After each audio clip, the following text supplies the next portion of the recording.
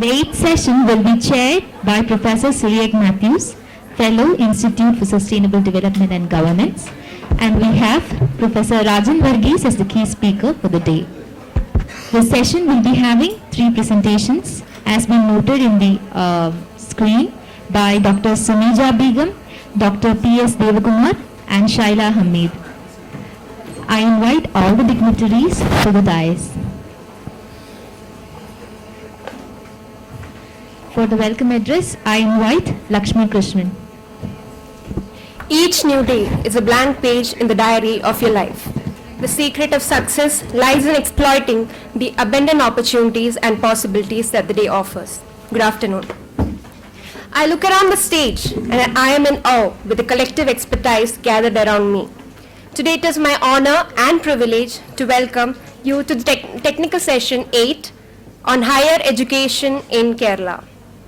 First and foremost, I extend a hearty welcome to Chairperson of the session, Professor Cyriac Matthews, Fellow, Institute for Sustainable Development and Governance, Trivandrum. Next, I would like to welcome Professor Rajan Varghese, former Pro-Vice Chancellor, Mahatma Gandhi University, and also an alumni of our own university, Kerala University, who graduated from the Department of Economics. We cannot think of a person more suited than him to give us insights into government withdrawal and privatization of higher education in Kerala. On behalf of all, I extend a warm welcome to you, sir. Next, I welcome all the presenters for the day. Dr. Sunija Begum N, Assistant Professor, Government College for Women, Trivandrum. Dr. P.S. Devakumar, Assistant Professor, Government College for Women, Trivandrum. Shaila Hamid, Assistant Professor and Head, MES College, Idukki. With deep appreciation, I welcome all to the session. Once again, wishing you all a fruitful session. Thank you. Thank you, Lakshmi. Hope the session will be an intellectual delight for all of us. On this note, I request the chair to continue with the proceedings.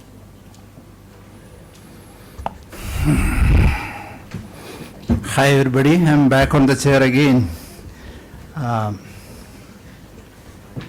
This is a session addressed to higher education in Kerala, a broad spectrum theme for which we have a very eminent speaker, none other than Professor Rajan Varghese, who was constantly associated with teacher organizations.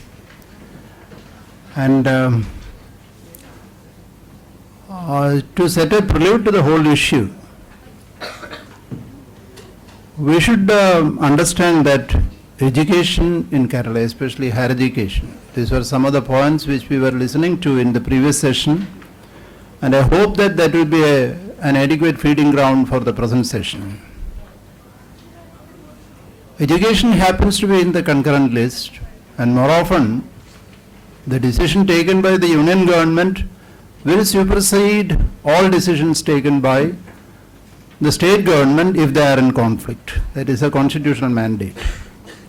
Unfortunately, the National Policy for Education, NPE 2016, is yet to come up.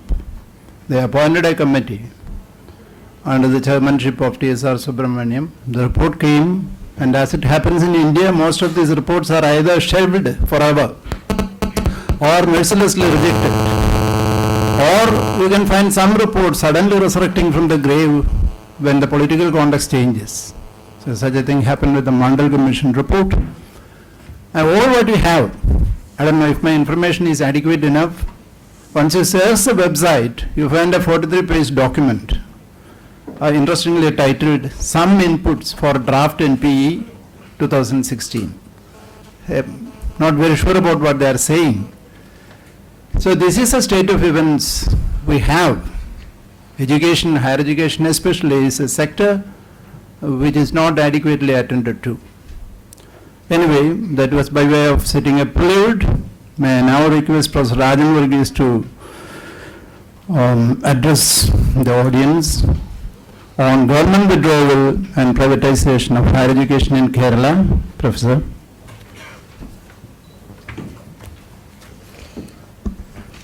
Respected Professor Cyriac Matthews, Chairman of the session, Professor Abdul Salim, Honorary Director, members of the faculty, delegates attending this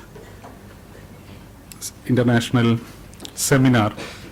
I'm in fact delighted and in a sense privileged to speak or to share some of the ideas on the historical evolution of higher education in the state of Kerala and how it is being systematically destroyed in a sense. In a technical sense, we say there is a disinvestment, silent disinvestment taking place in higher education.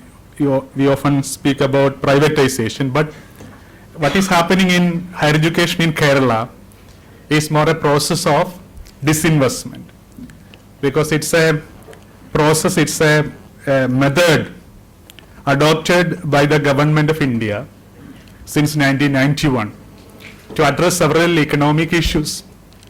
And this is silently witnessed in the higher education in the state of Kerala also. When you have disinvestment of the public sector, there is some hue and cry, at least by the workers who are in that industry. There may be some strike or some other demonstrations, but if it is happening in the social sector like education and health, it is a silent disinvestment. It is taking place very silently in the system, and we are not even aware of the magnitude of loss that the society is suffering as a result of the policies adopted by rulers at the center and the state in the new situation. So my effort is to trace some of the trends that is being manifested in the state of Kerala, which ultimately lead to or can accentuate the privatization of public assets in the state of Kerala. For that purpose, I start with the usual idea or expressions regarding the higher education or education scenario in the state. So we have large number of universities. Some people even say that higher education in Kerala is overexpand. That is one argument. So there is no need for giving subsidy, there is no need for government starting institutions in the private sector because it is already overexpanded. That is one argument. This may be used as an argument for government withdrawal.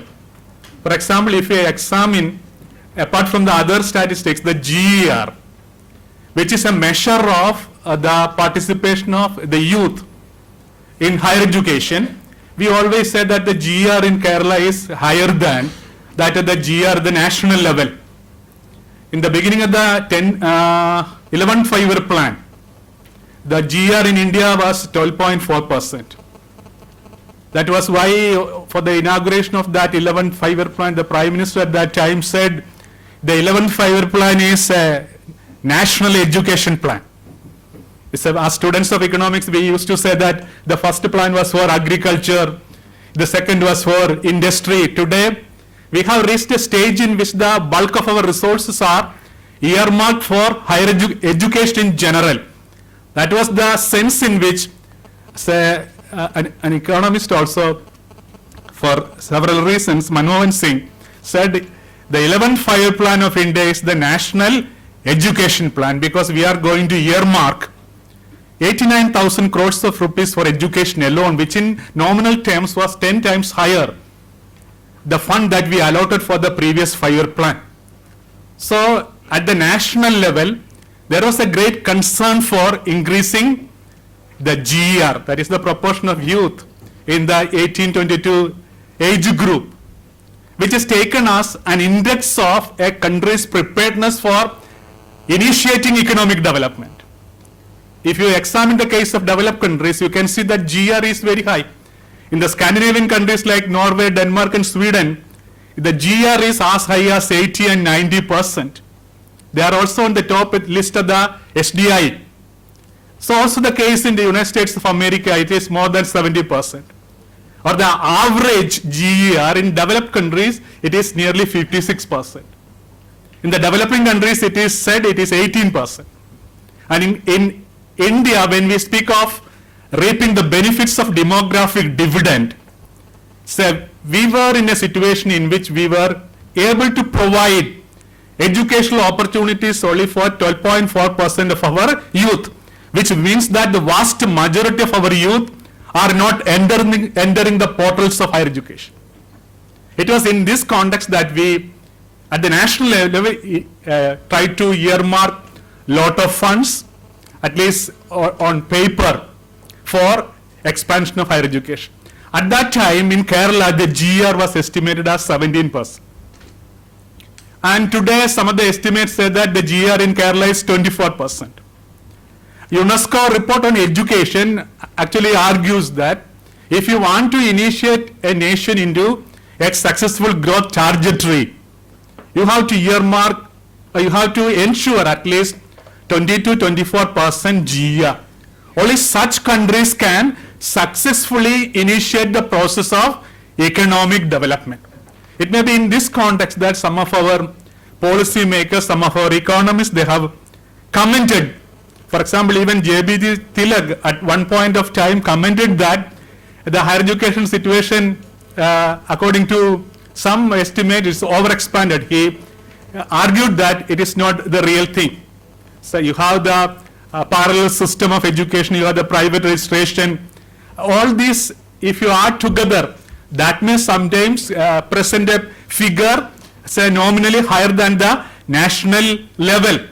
But this does not mean that higher education is overexpanded in Kerala. There is still scope and need for protecting and strengthening the higher education system in Kerala.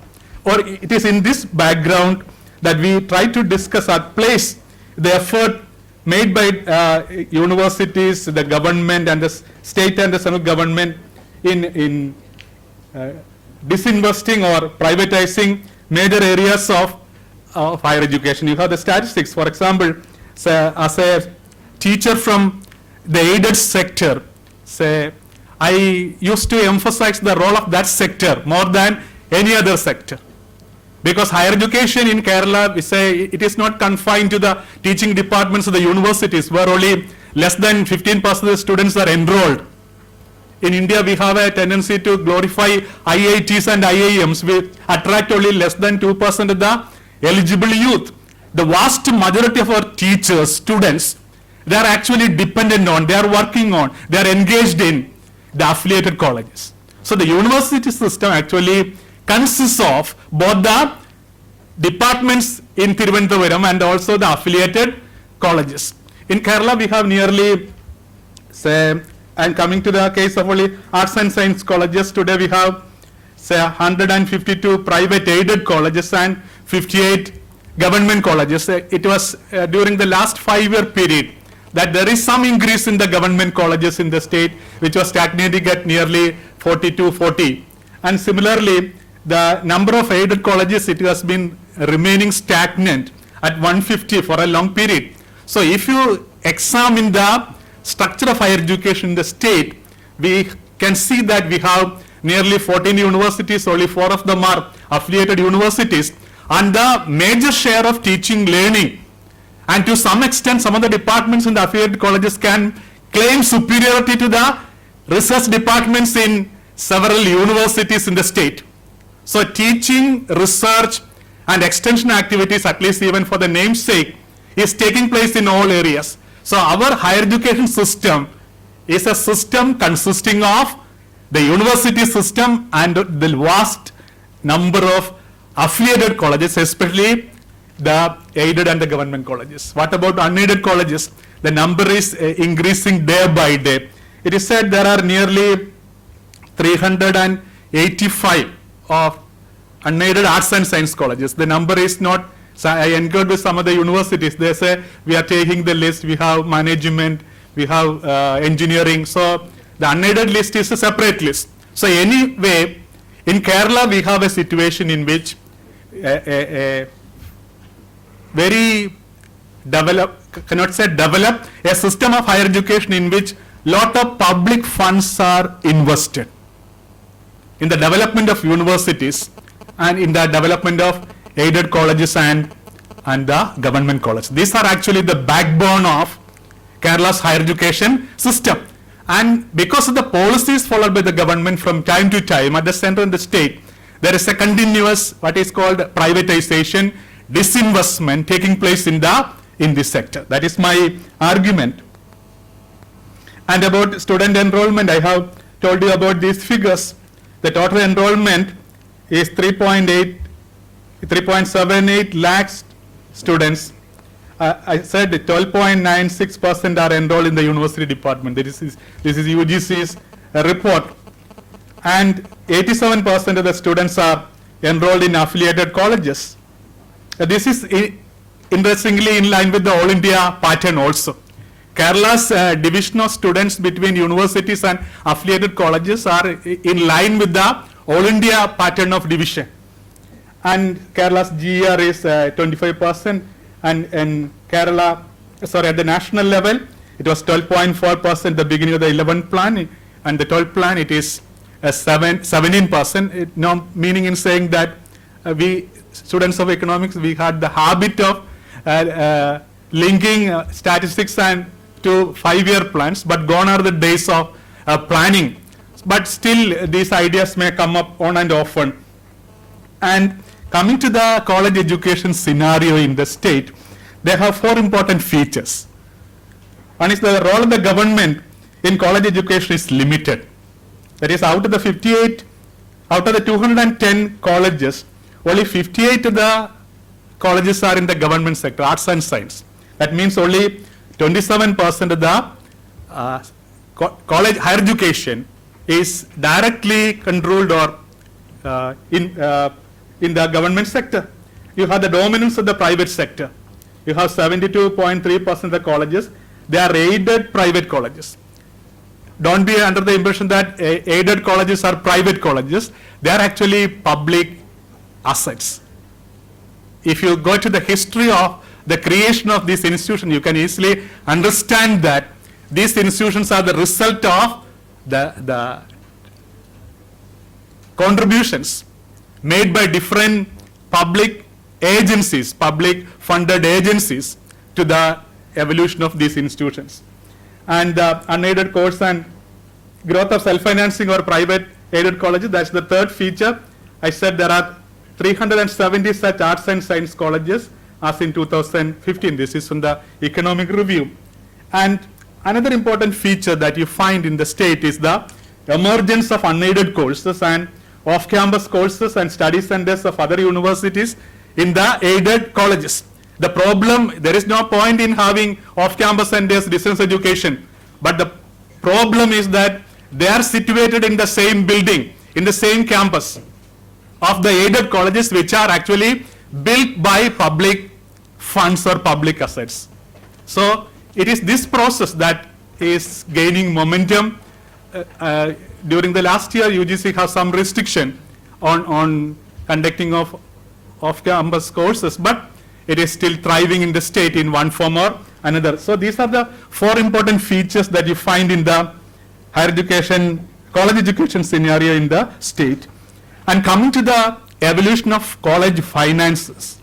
In fact, you have a very good book on this issue by another HOD of the Kerala University, Dr. E.T. Matthew.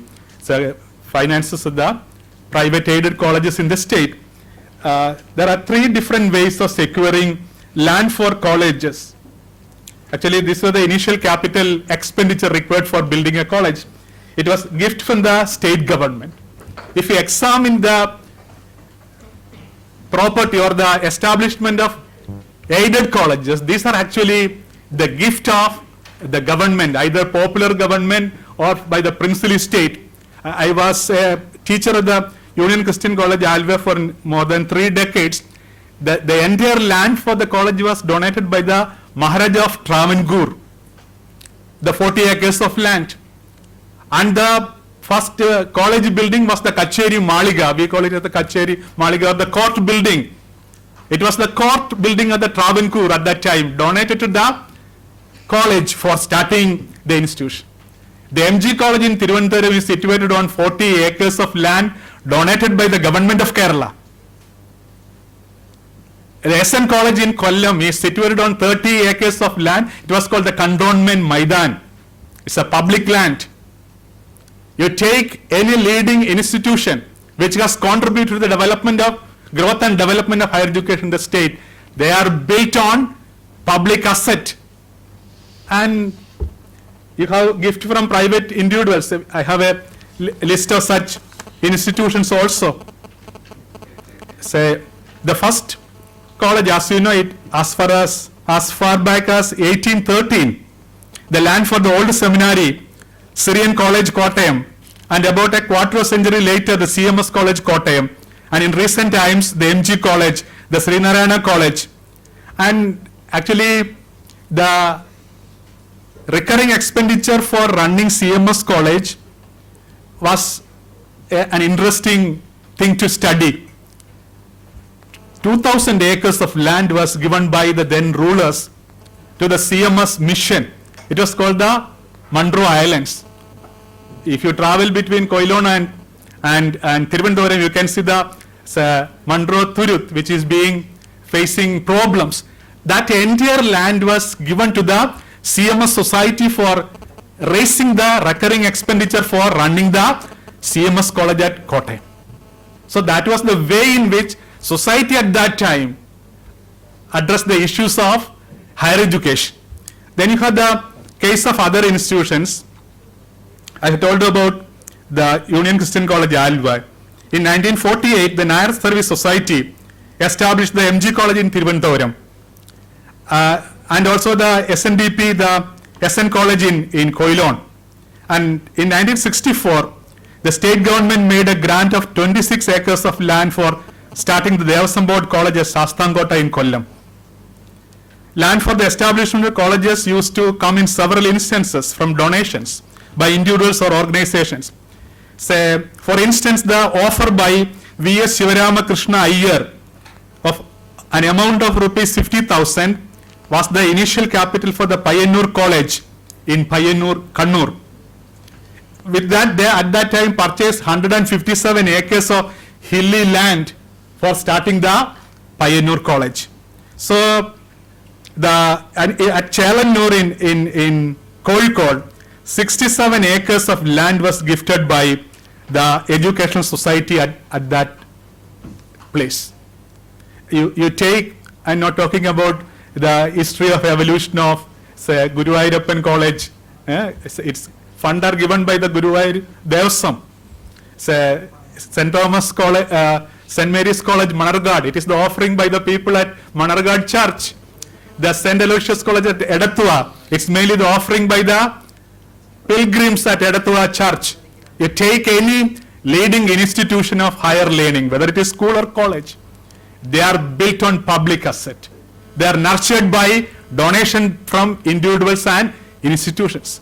So this was the brief historical evolution of leading educational institutions in the state. You had the, you must have heard of the Ulpanna Pirivu.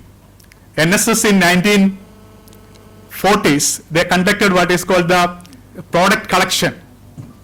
From every Nair family, they were collecting one coconut for one from each family. They were collecting one coconut, at least for one tree. ഒരു തെങ്ങിന് ഒരു തേങ്ങ വീതം collect ചെയ്യുക. It was started in Charthala NSS Union. At that time, they collected 6 lakhs of rupees in 1940. That actually paved the way for the establishment of NSS College at Changanasheri, NSS College at Pandalam, and the MG College at Thiruvananthapuram. So the initial capital for building the first institutions of NSS was offered by the community themselves. So you can have other the relatively rich Catholic institutions in Trichur, Palai and Changanasheri. They have a lot of funds. They started also colleges. And that was a period in which we tried to develop educational institutions mainly on gift from the state, gift from the private individuals, and the managements also, they purchase land in addition to this. Then coming to there are 3 periods you can notice in the evolution of college finances. They are classified under 3 headings. The period prior to 1962, period from 1962 to 1972, and the period since 1972. these are the three historical periods in which you can find some major changes in the evolution of college finances in the state. The period prior to 1962 is the period called the first college was established in Kerala. Say, it was a period of complete financial autonomy for the state. Nowadays we speak about the problems of autonomous college, but prior to 1962, colleges were enjoying complete financial autonomy. They follow only the syllabus of the university. The only control was the academic control exercised by the university. The fee collected from the students were retained by the colleges and were used for the payment of salaries. There were only 36 private arts and science colleges in the entire state of Kerala prior to 1962. So they were, in a sense, they were completely unaided colleges, self-financing colleges. And from 62 to 72, you have very important changes. So it's called the period of grant in aid code, because government is giving a sum of money annually to the colleges for maintaining, improving and extending higher education. Not that it is for secular education. In the government order, it was specified that government is giving aid, grant to private institution for secular education. Under this new arrangement, colleges were entitled to three different types of grants. You have the teaching grant, you have the building grant, and the equipment grant. But the most important period in the development of higher education in the state of Kerala, especially college education, is the period since 1972. There was a very historic, say, agitation by different sections of society, which finally resulted in what is called the direct payment agreement. Government came to an understanding with the private managements. They have decided to pay the salary and expenses of the teaching and the non-teaching staff, but the college has to follow certain norms with regard to appointment of teachers and admission of students. So teachers usually remember this direct payment agreement in the name of their privileges, that their government, they became, say, people who are getting salary from the government. But the direct payment agreement of 1972 is historic for students also. It was in 1972 through this direct payment agreement that you find the division of seats between different sections of students on the basis of merit, or what we call inter-se merit. 50% of students should be admitted on the basis of merit. Say 20% on the basis of community rotation, SCST, 10% for the community which is running the college, and you have 20% for the management.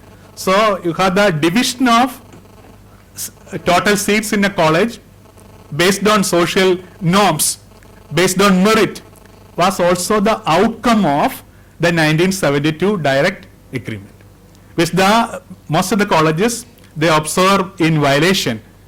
But when we introduced the centralized admission process in the college level also, there is some problem with the management. They have to admit at least 50% of students in the merit category. So that was historic in the evolution of the college education in the state.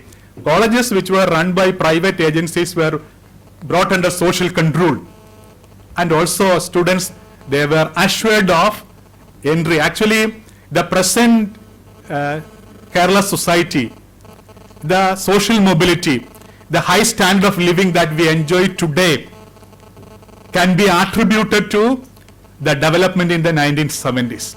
It was the educational system based on merit and social norms which created the present day Kerala society. Kerala has never undergone an agrarian revolution. We are not aware of any industrial revolution in the state. Actually, the number of industries in Kerala can be easily counted by counting the industries in Ernakulam district. So what Kerala has accomplished is a development in human development by investing heavily on education, in school education and in college education or in the university system. which is at the root of the high standard of living that we enjoy today. So we are, even in the 1990s, Kerala find a place in the Human Development Report, mainly because the investment, social investment that we have made in education, in school, in colleges, and in the health sector. And you have the different components of that direct payment agreement. Then you have other institutional sources of finance. Apart from government funding, you have the management. Some of the managements, they invested heavily, especially the rich management. But after 1972, this management were slipping. They were mainly making use of these colleges as a major source of income. They never made any investment. But when you have the new economic policy saying that the UGC funding and funding at the central level will be linked to your institutional performance, which among other things include infrastructural facilities, etc., the management, they began to paint the building and invest some amount of money in the colleges. So NAC has some positive impact. It has not thoroughly impacted the quality of education. We say that the quality of education in Kerala is very low, but all the colleges which go in for NAC accreditation, they get A or B grade. That is another thing. You have the National Accrediting Agency, which is accrediting all the colleges in the state of Kerala. Only 10% of the colleges in India are accredited.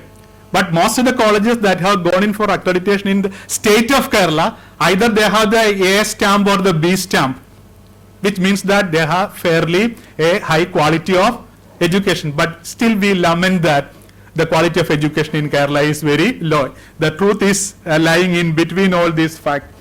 Then colleges may get some funds in the university. It's very meager because universities are nowadays reeling under financial difficulty. You have a policy by which universities are forced to mend their own ways. They have to mobilize resources.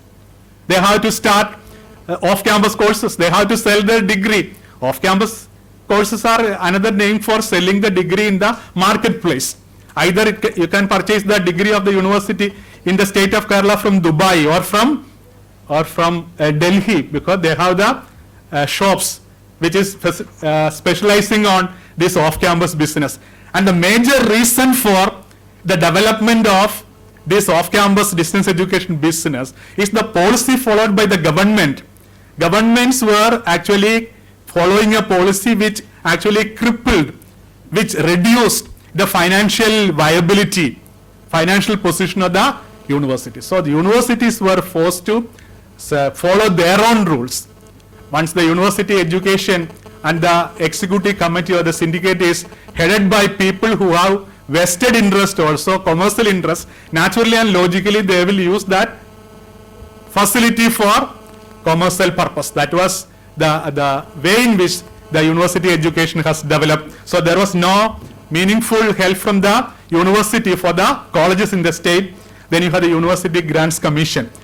Of course, there are some amount of funds from the UGC to the state universities and to the colleges. But if you compare the quantum of funds that we received from the center through the UGC, it is peanuts. You compare it with the funds that the central universities are getting, with the amount the University of Kerala or any other college is getting.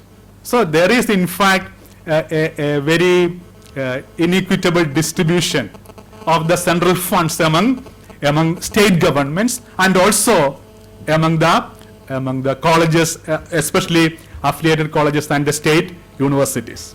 So it's not a major source of finance. You have non-institutional sources of finance. They are fees other than tuition fee. Tuition fee is fixed by the state government. The university can fix only other fees. You have the donations. You have the receipts from property, interest on bank deposits and borrowing at the college. Some of the colleges, they have very good deposits. In one college, the donation is collected in the form of offering to the deity. So, in Kottayam, so you will be taken after the interview to the church, in which they will open the big box, you have to deposit the fund there, and then they will lock it. So there are donations coming in different ways. This was the way in which some of the colleges were developing in the state, which actually eroded the issues that we raised at the point of the direct payment agreement. And donations were classified under different heading. You donation from the staff, donation from the students, and donations from the general public. These are the non-institutional sources of finance. And coming to our central theme, that there is a disinvestment taking place. So you had the structure of higher education in Kerala built on public funds, public assets, that is being disinvested. And you have several instances after the pre-degree was dealing from the colleges, there was excess capacity and colleges were allowed to run their own courses. That was the beginning of unaided courses in aided colleges. And Kerala government in 2001 published a white paper saying that we are for privatization. So they suggested, among other things, raising the tuition fee, no aided or government colleges in future, starting new courses only in the self-financing stream, starting unaided colleges, and autonomous status to colleges with sound financial background. This was the policy announced by the government in 2001. It was called the White Paper of the Antony government. And there are different routes through which this disinvestment is taking place. And I said about unaided off-campus courses in aided colleges. Say, in a aided college, the entire building infrastructure, it is built on public funds, and the teachers and the staff are paid by the state government.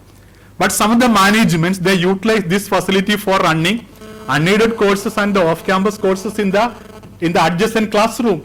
Even in some colleges, teachers were forced to take class in that. Teachers from the aided stream, they were forced to conduct classes.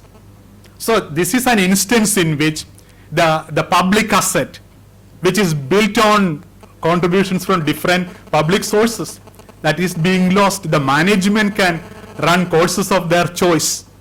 In Ernakulam, there is a college in which you have 3 MBA courses in the same campus, which is now an autonomous college also. So you have the MBA, you have the PGDM, you have the tuning program. That 1 year you will be studying in Kakinad, another year you will be studying in an American university. The fees is also very attractive. It is 18 lakhs of rupees. So a college built on public asset. Even the students, even the parents, they are not aware of the type of course that is being run in that institution. You may even find it difficult to locate the college, because the part of the college is located in one campus and part of it is located elsewhere. So these are instances in which we have taken colleges with A grade for autonomous status.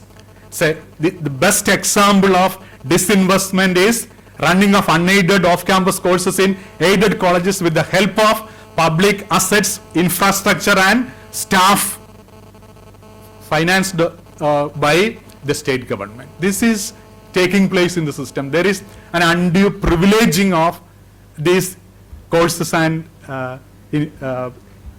streams. And when a parent is coming to the college, you can easily identify which is the aided course and which is the unaided course. The way in which the atmosphere, the ambience is created. Naturally and logically, large number of students are attracted. But the problem is our concept of education has been blurred. Even for the ordinary people, they are not able to find out which is the right thing. The purpose of education, the purpose of running education by the state government may not be to give subsidized education. At least they can give an idea to the larger public which is the right type of education. Say in colleges, in arts and science colleges which are following liberal streams of education, you have the placement cell. Actually, placement cell is part and parcel of a professional education. The best students in BSc Mathematics is recruited by the Federal Bank or the South Indian Bank for 10,000 rupees.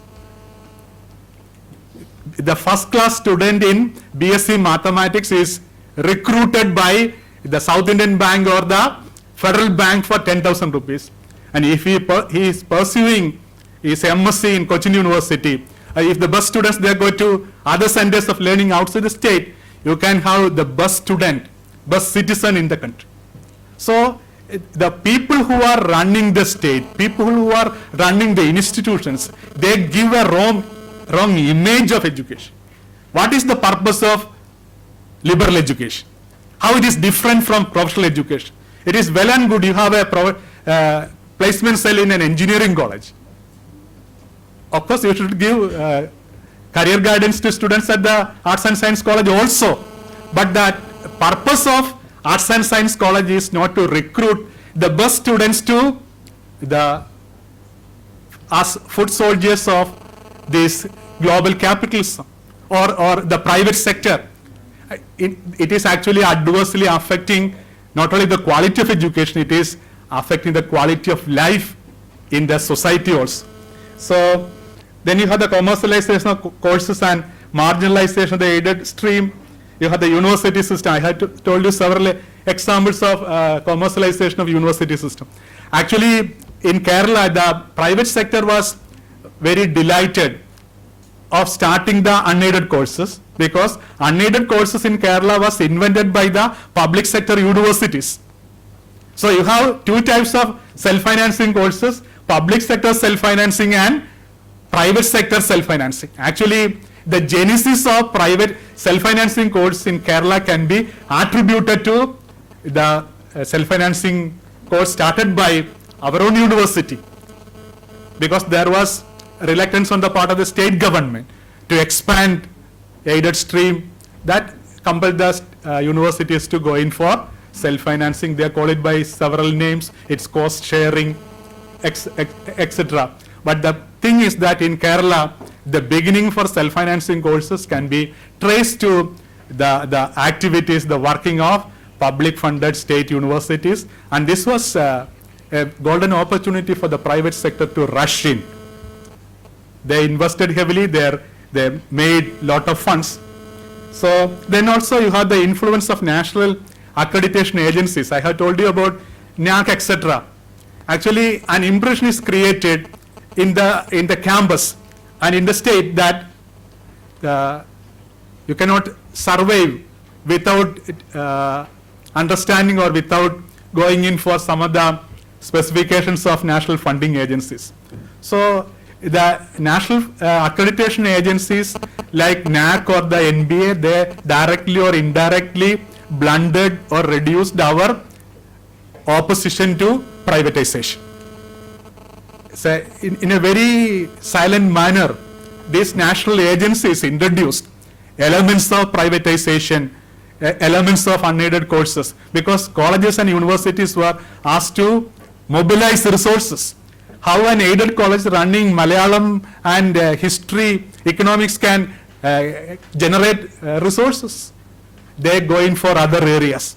So the ideas of national accreditation may be well and good, but actually it spread, among other things, the ideas of privatization in our campus that blended the spirit of several organizations in the campus of teachers and students. I'll stop. You have the latest examples are you have the autonomous colleges in Kerala. So what is the type of colleges you have made autonomous? What is the admission procedure for teachers?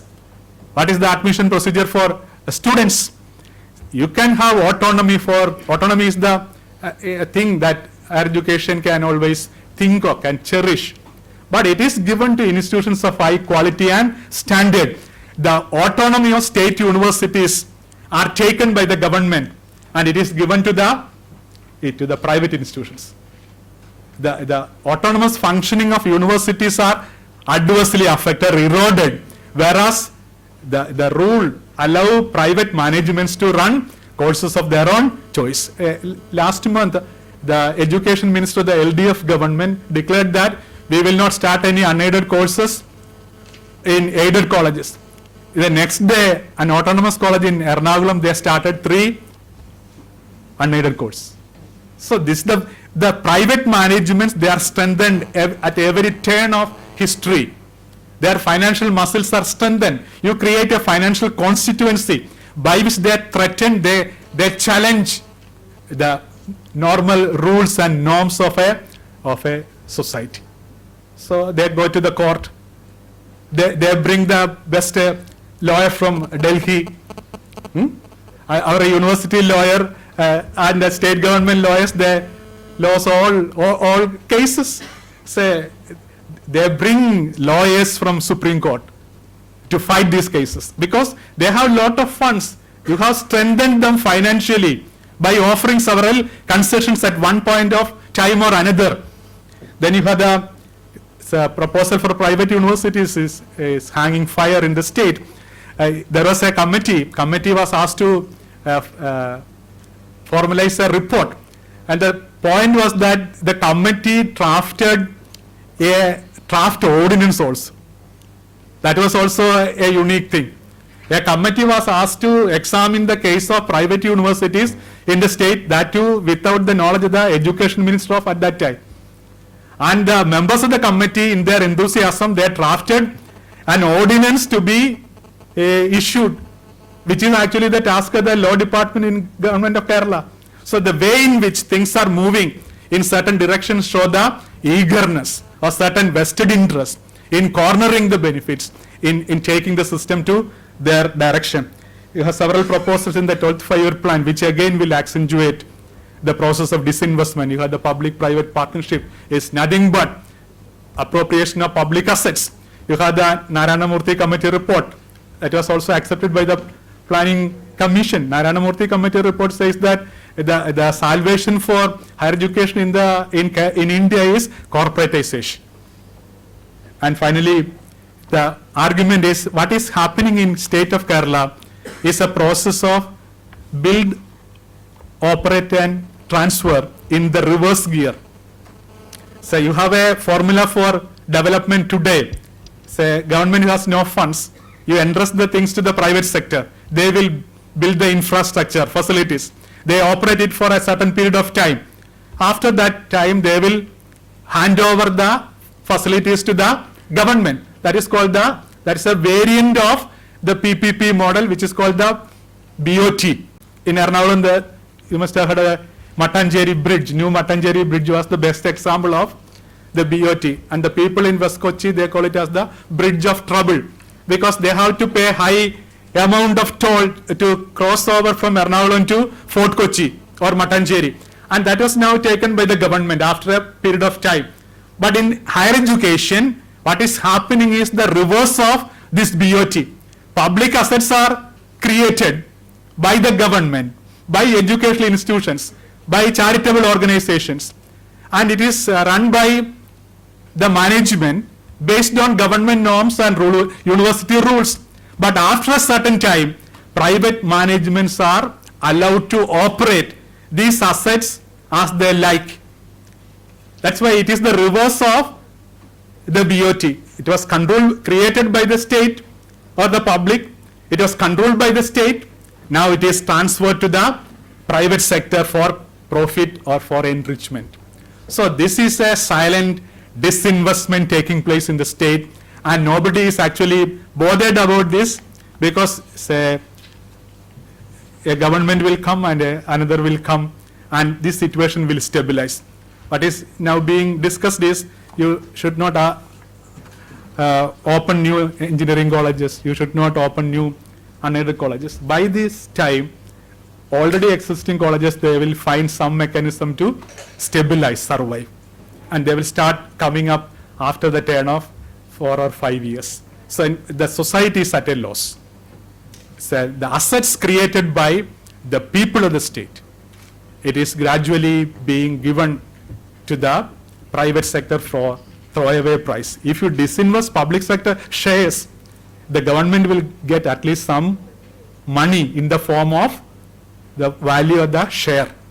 But if you disinvest the higher education sector, nothing is gained by the society. Society is completely at a loss. These are some of the trends that is being witnessed in the state. This is for your deliberation. Thank you.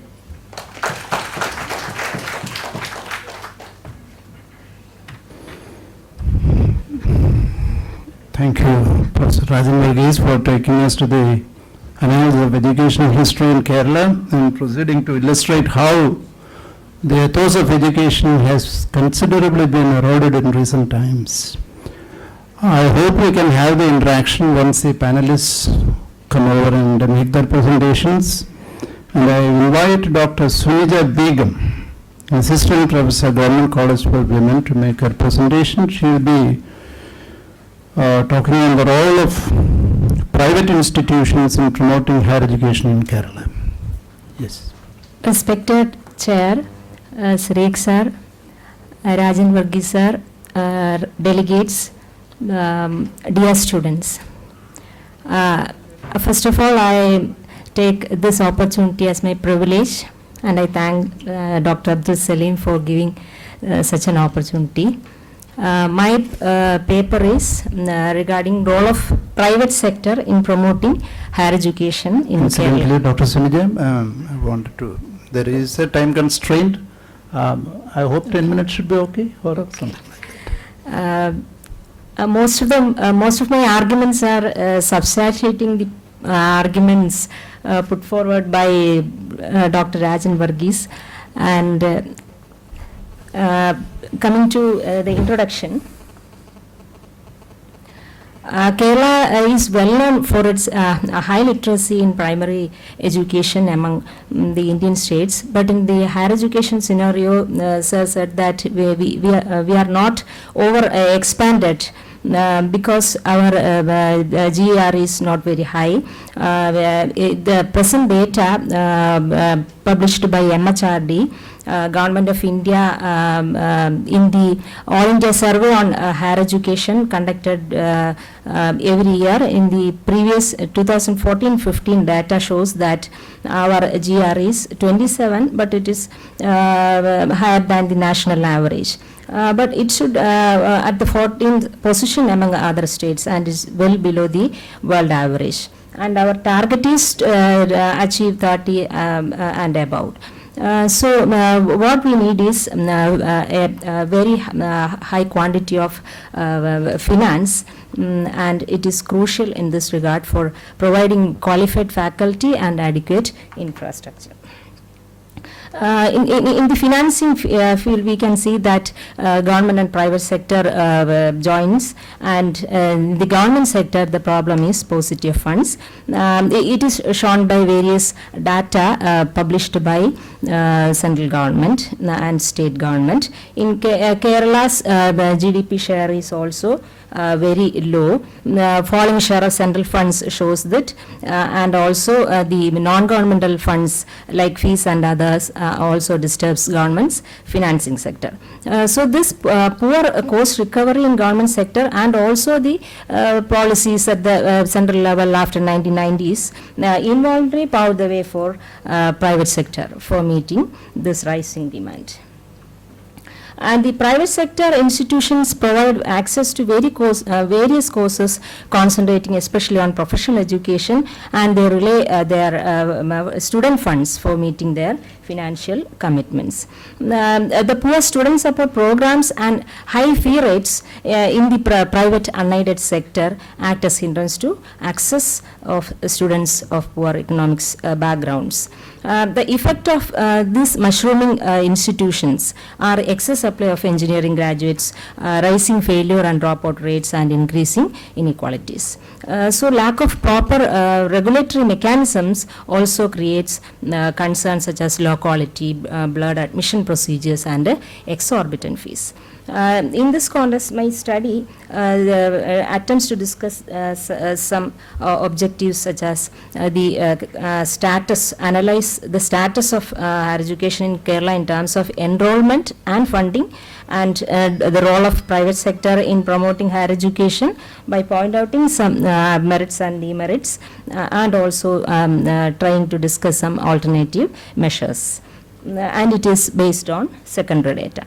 Regarding the status, we can see that number of higher education institutions in terms of universities, it is 18 and its rank in India is only 19. In terms of colleges, 1,140 colleges including government and private, and it also only our rank is 10 in India.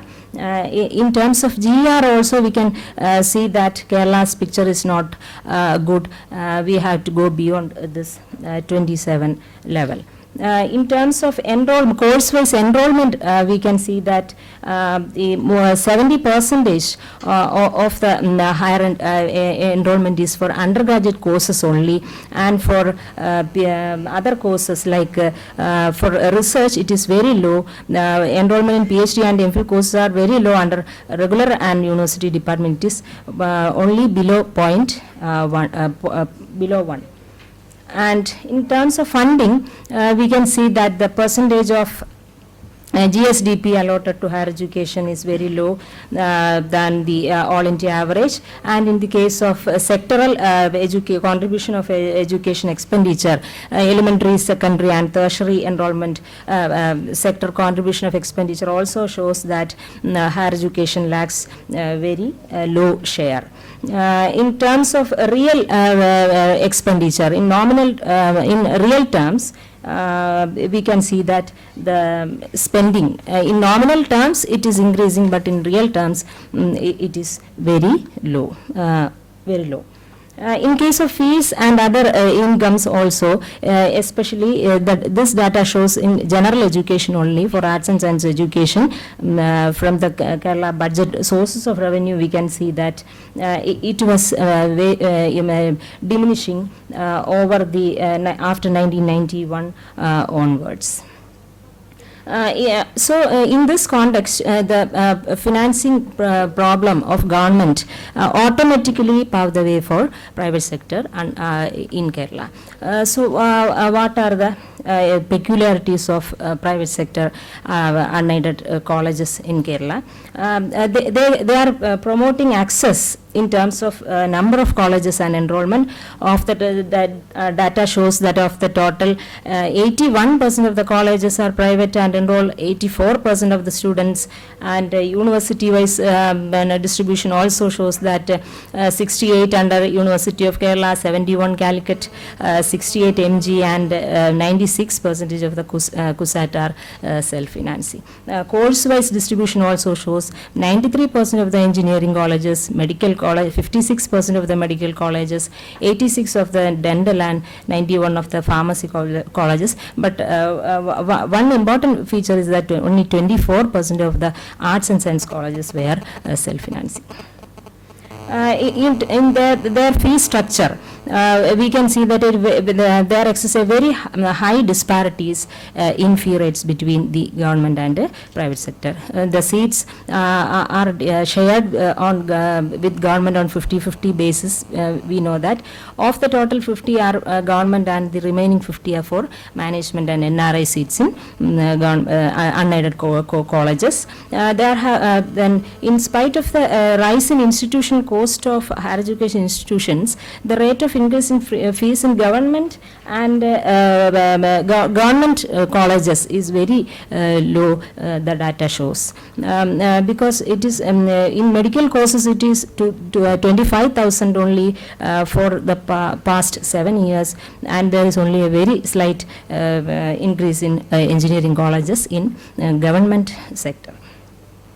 Regarding the regulation of the private sector unaided institutions in Kerala, we can see that there is a fee regulatory committee under the Section Act of 19 of 2006, Government of India. In Kerala also we have committees for regulating this. In 2016, Mr. James Committee was formulated, and the aim of the committee is to ensure transparency in the admission process on the basis of merit, applications, giving applications, submission of the same by the candidates only through online, etc. Fees shall be regulated by the committee or as contained in the consensual agreements between Government of Kerala. And it is also instituted that no college shall collect any fees in excess of what is prescribed by the authority. But what we see is that despite all these stipulations, the unaided managements who are not in consistency with the government sector conduct admissions and collect fees as per their own interest, and also capitation fees are collected, which is prohibited through Government Act. And we have also, with the existing issues, Government of Kerala is also promoting certain new initiatives in this private sector. Sir has pointed out that Private Universities Act, private universities regarding a report which was submitted in the Higher Education Council, and there was an ordinance also passed. And in case of for collaborations, Global Education Meet was held at Kovalam for setting up academic city, international higher educational academic zones, etc. And the arguments put forward are increasing number of students going from India to enhance employability of the students, to strengthen the existing international collaborations for student exchange, faculty exchange and research with universities, lack of opportunities for international education for economically and socially backward students. These are the arguments they are put forwarding. However, there was a protest by students, teachers and educationists of Kerala arguing that it is nothing but a meeting to give a free hand to investors in fixing fees and admission procedures. So there are a lot of issues in private sector higher education in Kerala. Quality is an important problem. There is a rising percentage of dropouts and failures. There are various studies showing the low quality of private sector education. In 2004 study Shivashankaran et al. And in Gangan Pradap study 2014, and also the results of Kerala Technical University also shows that only less than a low percentage of pass rates in private self-financing colleges. In terms of inequality also, there are certain studies where they are point outing the problems. George and Kumar's study shows that access to engineering, management and computer courses is limited to students belonging to rich and upper middle classes, so that employment opportunities are issued only to the elite groups. And also, as I am concluding with certain alternative strategies which are pointed out by Government of India and Government of Kerala, which are some are feasible. They are funds from external Government of India's proposals for 12th plan is funds from external contracts, consultation, training projects, short-term courses, process of rising fees, because more and more households are now willing to pay higher fees. We can increase fees, endowment and promote philanthropy in education sector, etc. And also in Kerala also PPP models are invited. We have entered MOU with a BOS group for conducting centers for technologies in government engineering colleges. And also a very important point is that government should take utmost care in selecting the type of model to be implemented. And in conclusion,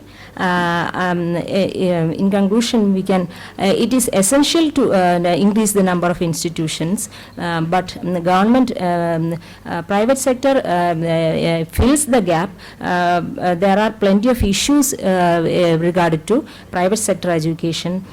So government Kerala has not but yet implemented a proper financial strategy which facilitates both quality and quantity of higher education. Certain suggestions are contributions from the public parents and alumni can be tapped, and the fee policy should be after studying unit cost of education, and it should be discrimination in favor of poor and full cost recovery from the rich, and revenue supplementation through PPPs should not be used to substitute for public revenues but to supplement them. And also private non-profit institutions or philanthropy is to be initiated, and private institutions should be properly regulated, and mechanisms of ensuring quality are to be timely implemented. The conditions of availing student loan should be relaxed so that it will be available to all sections of the society. Thank you. Thank you, Dr. Sumija. Dr. P.S. Devakumar, he is also from the Department of Economics, Commerce, Government College for Women, Trivandrum. He will be talking on the need for bridging the industry-academia gap, the way ahead for Kerala. Professor Devakumar. Good afternoon. Dr. Syriac Matthews sir, Dr. Rajan Varghese sir, Dr. Salim sir, my fellow faculty members, my dear students. My topic for today's discussion is bridging the industry-academia gap, way ahead for higher education in Kerala. Happy to hear some words like market, industry, enterprise, gainful employment in the morning, even though these words are having some slightly differentiated connotation in my discipline, commerce. When these words are attached with higher education, I am a bit excited also.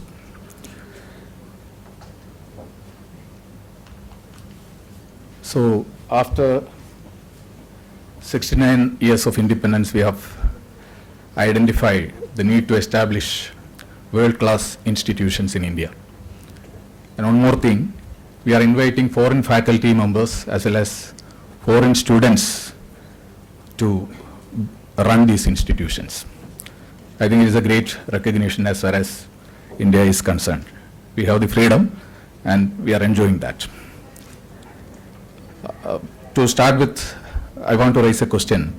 As students of economics, do you want to build a career in your discipline? Do you want to build a career in economics? Please raise your hands. Almost everyone will be liking to have a career in economics, but unfortunately, less than 20% only will be making that goal, dream goal. So, where that 80% is landing. In fact, they are competing for jobs requiring any degree tagging. So that is an unfortunate thing. My research questions, after 69 years, still we couldn't put in place a world-class institution, and that is why we are trying to do that. No role for the absorbing stakeholder, I want to call them the industry. Curriculum is designed by academicians and only academicians. So research projects, university is not at all interested in undertaking research projects which will provide the input required for curriculum design revision and the delivery mode. No real-time feedback from the industry as well as the alumni who are placed in the industry. No mechanism, no platform available with the university as well as the affiliated colleges. And the extent of specialization as well as the multidisciplinary orientation, no justification can be put in place. Of course, any degree tagging is a major employer that is creating the employment opportunity for the graduates as well as the undergraduates. More than 80% are settling with that. So adding fuel to fire, we have a skill development ministry planning to start 50,000 skill development centers.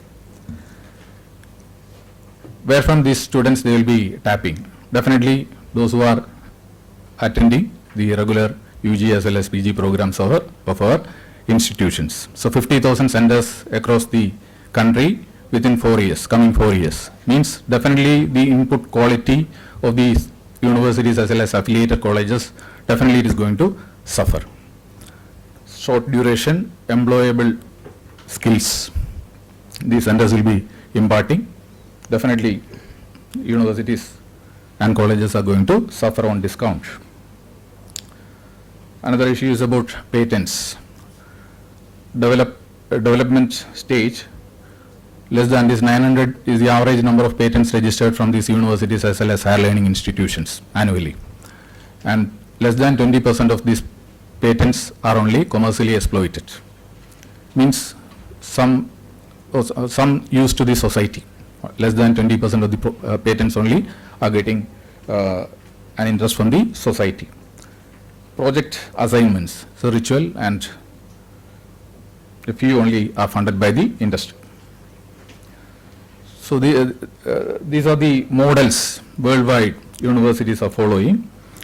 One is the forward integration model, means how the society should be in future. The universities, the knowledge generator can decide. The other model is backward integration. So an industry or the absorbing instrumentality is facing some problem. For that, the university is designing a solution, providing a solution. That model and a combination, composite model for the future as well as whatever problem you are experiencing, the universities used to come up with solutions. Western universities, very good example for that. So Aspiring Mind, they have conducted a study in 2013. As per that, 47% of the graduates in India are not employable in any industry, in any industry role. Means even they are not fit for working as a conductor. So that varies from 2.59 to 21.37. Functional roles in accounting, only 2.59% people can only be employed. Sales related jobs, it is 15%, and business outsourcing and all, it is 21%. So I have undertaken a project with these objectives. So whether there exists any major disparity among the various universities as far as curriculum finalization is concerned, like that criteria followed for admitting the students, whether aptitude and all, whether it is verified, then the gaps in quality of deliverables and the industry expectations, then verify whether the academic output coming out of the universities are settling with any degree tagging employment, then suggestions. Hypothesis, according to that I have framed, gone through the literature. So these are the major findings of my analysis. So there is no significant difference in framing the curriculum across the universities in Kerala. It is academicians, few disciplines they rely on industry experts to get the input while finalizing their curriculum. Business and commerce is slightly better. Arts, languages, subjects, they are lagging far behind. Then aptitude towards discipline. 37% of the disciplines are only going for an aptitude verification. Is again not up to the standards. Listing of the potential employers. So where the academic output can be placed, at least the discipline should have an idea. Again 44.3%, 44% of the disciplines only are having the potential employers listed. That itself shows the lack of interest on the part of the academicians. Then even they are not keeping records as to where exactly the academic output is placed, where the alumni is placed. Only 27% are keeping the records. 78%, almost 78% of the disciplines are of the opinion that their output, they are settling in employment with any degree tagging. So 17% for business and commerce, it is 17%, is better slightly. Arts and science, languages, it is pathetic. Industry feedback. 87% of the respondents never received any feedback from the industry. How the output of the academic discipline is performing in the industry, they are not having any idea. So you can think about how they are coming up with a new syllabus. Benchmarking with national level institutions. So we are planning to start international level institutions. Not even the national level we are targeting. So no benchmarking is required. 46% they are believing that there is no benefit while going for such benchmarking. So these are my major findings.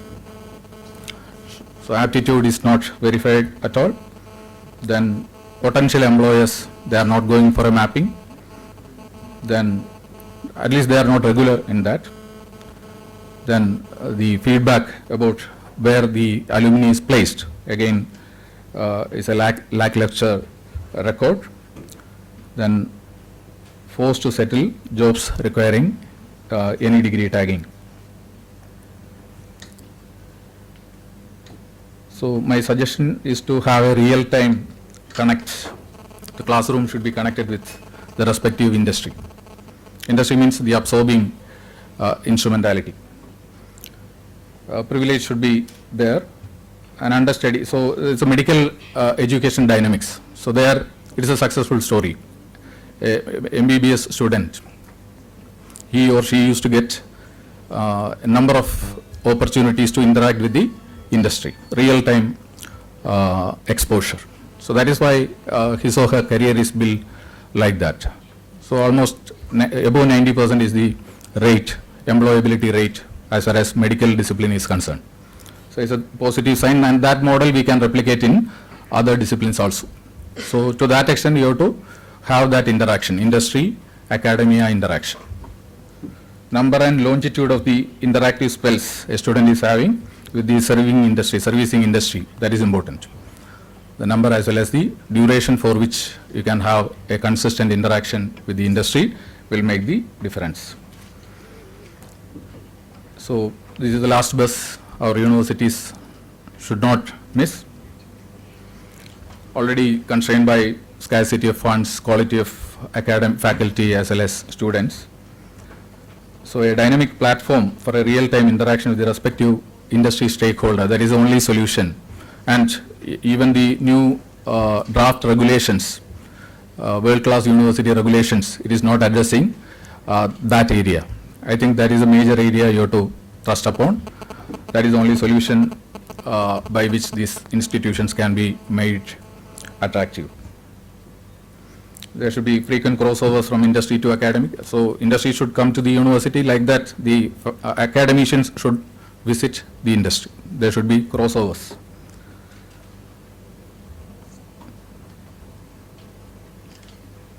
So one more suggestion I am making, it is 20%, at least 20% of the curriculum should be framed in each program according to the choice made by the individual student after submission of the project report. So project report should be made live by having a proper linkage with the industry, respective industry, and students should be given a choice to frame at least 20% of the curriculum once he is exposed to the industry to which he is assigned with a project. So it is taking place with foreign universities, Stanford and all, they are doing that. So this is the last bus. So if our universities are not taking it as a signaling event, definitely they are going to miss out. And skilling the demographic advantage for the benefit of these traditional disciplines, it is very much essential. And I hope that with the emergence of these world-class universities, our universities will also do the needful, and we will be successful in that. Thank you. Thank you, Professor Devakumar. We have one more presentation to be done by Shaila Hamid from MES College, Idiki. She will be making a presentation on the potentials and constraints of the new initiatives in higher education in Kerala. Professor Shaila. Respected Chair, my dear teachers and friends, these days we have a lot of discussions regarding the higher education policy of India, national level, international level, and also in coming to Kerala context. And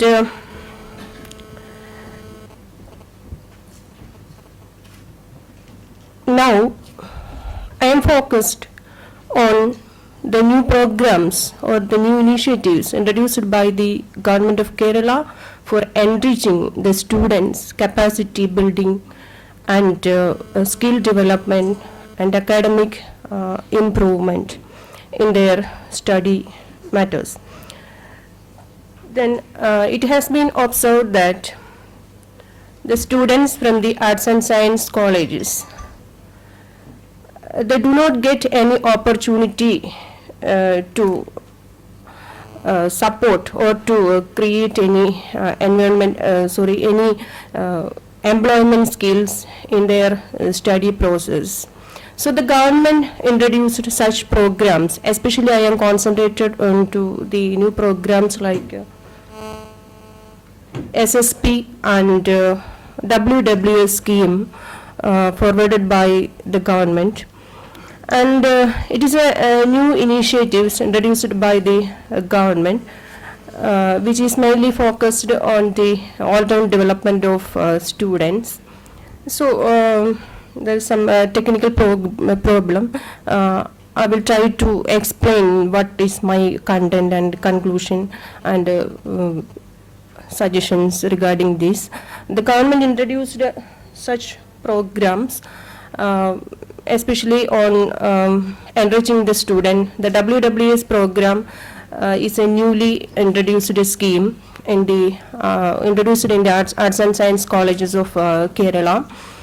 And especially the main objective of my study is to assess the effectiveness of this program, how it is effective for enriching the student, the SSP program and the WWS program, and what are the important methods and measures used by the teachers and the mentors for improving the student, and also what is the net result.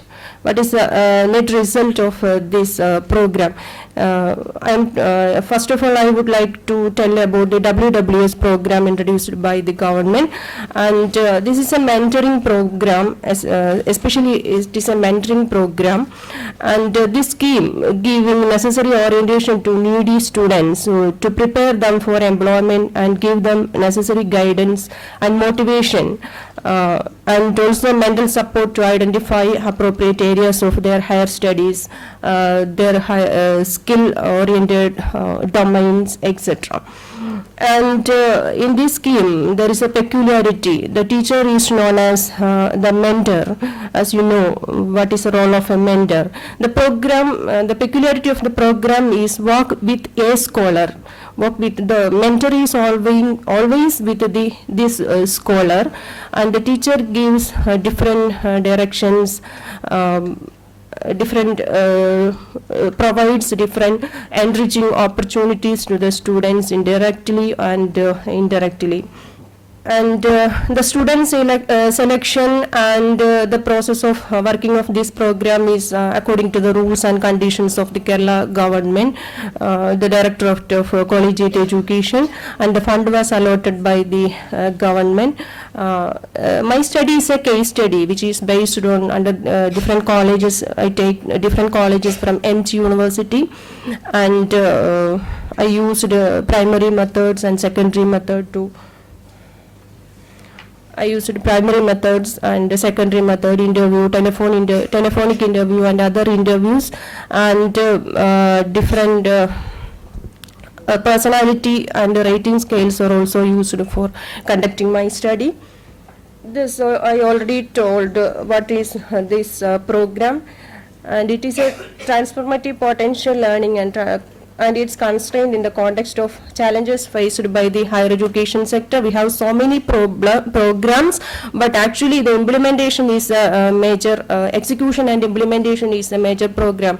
Yesterday I got an opportunity to spend a lot of time with Professor Rajan Gurukul sir, and I spoke about this the implementation of the practical difficulty for the implementation of this program. He comments to me that today this program is in such a way that we not work with a scholar, it is work without scholar. The scholar is on the one direction and the teacher is on another direction.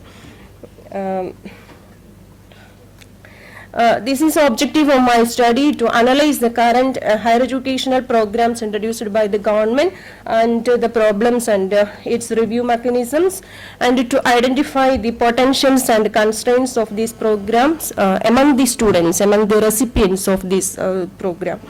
And the methodology used, I already said. Then what is this program, and also I mentioned. Then the mentor is always with the student. It is a role model and act as a friend and a guide, and giving necessary guidance and orientation to needy student. And there exists a process for the selection of students among academically high academic background, and the number should not exceed to 30. And there is in Walk with the Scholar program, there is an internal mentor and also external mentor. Internal mentor is from the college, the teacher itself, teacher from different departments, and external mentor from other organizations, industry, business organizations, etc. And my analysis on WWS program among the current recipients, and I used different methods to assess the students' performance after receiving the WWS training. The 10% students have improved decision making only, then 50% people have improved their confidence level, and 12% people engaged in participatory activity, and only 30% of people have improved their self perception. And the employment skill and skill oriented training is very low and pathetic, very wretched condition. And another program, one of the important program introduced by the government, SSP program, that is a scholar support program for enriching the backward student among us, and it is imparting the additional support students in curricular areas of weakness, and this college or institution conducts so many additional classes and skill development programs for this type of student, and support the studies and their examinations. They organize different classes in morning session and evening session. And there are so many guidelines regarding the implementation of SSP program for the undertaking of students from different disciplines, and allotment of teachers into each category of the students, and also the marks of qualifying examinations also selected. I used different methods for their internal assessment, external and internal evaluation system that I followed for assessing the performance of students after getting SSP training. But the result is very mild, and the students, there is no effective mechanism to know about the quantitative result of such programs. On the basis of interview with the coordinators and mentors who handled this program, my findings is the internal mentoring system should not be organized in proper way. There is so many difficulties, so many problems, and also there is no proper review mechanism to analyze the effectiveness of this program. And within this limited framework, the employment skill generation is not possible. I have another experience also, because of, in the previous week, NAC team visited our college. In between their assessment and analysis, they comment into us, that is the length of the syllabus, the details of the syllabus, and also the working hours and academic schedule, and different programs, SSP, WWS, ASAP, and bridge courses, open courses, add-on courses. Then how will you manage all these courses in this tight academic schedule? The teacher should act like a rocket or jumbo jet airways. They commented to us. So we have so many programs, but execution and implementation within this academic framework is very tedious task. And some internal mentors also not interested to give continuous nourishment to their children. And these are some of the problems identified from my study. And there are so many problems in the implementation of SSP program, selection of students for and their weak subjects, and handling of general mentoring sessions, and not much verification from the part of higher education. They verified only the financial aspect of this scheme. And the year-ending period, I mean the semester end period, they collect the information from head of the institution. What about the fund? What about the fund allotment? The net result assessment is assessment should not happen. That is the actual fact. And that yesterday I spoke these things to the Rajan Gurukul sir, and I would like to give a proposal to state government, and he is proposed to be the chairman of Higher Education Council. Then my suggestion, continuous and comprehensive evaluation is too much important for the proper execution of this program, and innovations in teaching learning process is also important, and upgradation of curriculum and knowledge enrichment. Then already some speakers says about the academia industry linkage. That is too much important for a skill generation and giving such nourishment to the student to make possible with the institution, industry and academia linkage, and collaboration with the national agencies, national skill development agencies. That is and also there are other conclusion part also. The government of Kerala introduced so many ambitious program, but the execution is the main problem in front of us. I raised the question to the eminent economist and educationist here. So do something. We have so many, a lot of proposals, lot of assessment bodies, lot of evaluation schemes. We always concentrated on assessment and evaluation and argumentation, but practically nothing to be happened in our education system. That is our exact problem. So please give such policy resolution recommendation to the government of Kerala. Okay, thank you for giving such a wonderful opportunity for me for sharing such dais with such eminent persons. Thank you so much. Thank you, Professor Shaila. We have a maximum of 10 minutes for interaction. Time is badly running out. Huh? Only 5 minutes. Okay then. Sir, I have a question. So,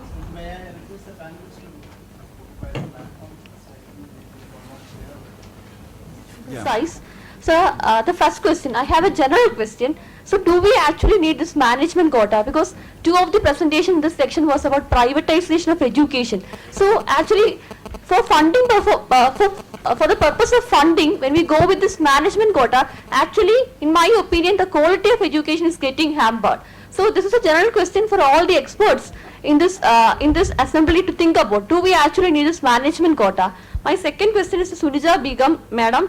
Madam, why for the self-financing college, this arts and science course is less lucrative?